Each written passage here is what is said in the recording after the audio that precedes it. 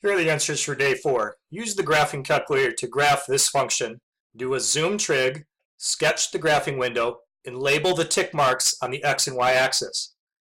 So type that in the calculator, that's very straightforward. Press graph, and do a zoom 7. And it's going to create this picture. Make sure you are in radians mode.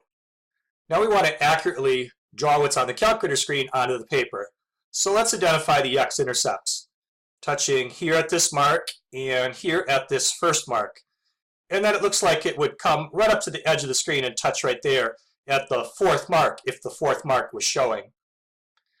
It's crossing the y-axis a little bit above the 3. And then the top of this hump right here, which is at a height of 4, appears to take place exactly halfway between this mark and the origin. So let's locate that. I want to find the exact middle here and go up to a height of 4 and mark that maximum. Now the bottom of this hump here is going to be exactly halfway between this mark and this fourth mark, which is right on the edge of the screen. So let's find that position, go straight down to the -4 and mark the dot. And the bottom of this hump here is halfway between the second and third mark. So let's find that position and get that dot on there. And now we can draw those humps in. Make sure you round them off as you get to the top and bottom of the humps. You don't want them to look too pointed and jagged.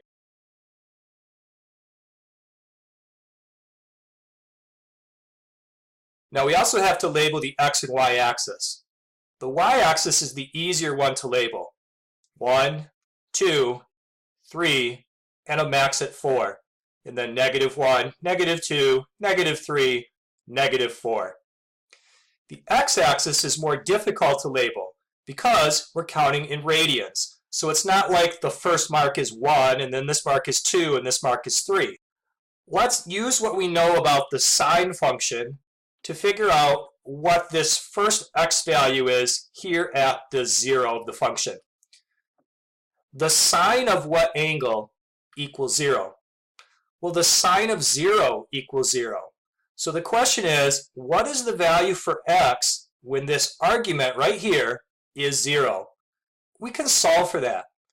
2/3 x minus pi over 3 is equal to 0.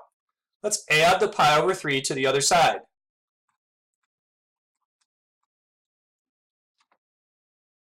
Two-thirds times what makes pi over 3? Well, you could figure that out in your head, or you could multiply both sides by the reciprocal to cancel that out. And you'll discover that x is equal to pi over 2. So this dot right here, this 0 of the function, is at pi over 2. And as soon as you know that, you can label the rest. This would be 2 pi over 2, better known as just pi. This would be 3 pi over 2. This would be 4 pi over 2, which is just 2 pi. And we could do the same thing going to the left. Negative pi over 2, then pi, then -3 pi over 2, and right on the edge of the screen would be -2 pi. Now, you might wonder, why couldn't we use the calculator to get those x values figured out? Well, look at the table.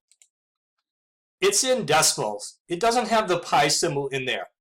Or let's say we use trace. And we want to know which of the marks along the x-axis is, let's say, pi. So we would go second, pi, and then click enter. And it makes the cursor blank right here, which is lined up with this mark. So we would know that that mark is pi, therefore this one right here is pi over 2. So we could get the labels of the x-axis figured out from using the calculator.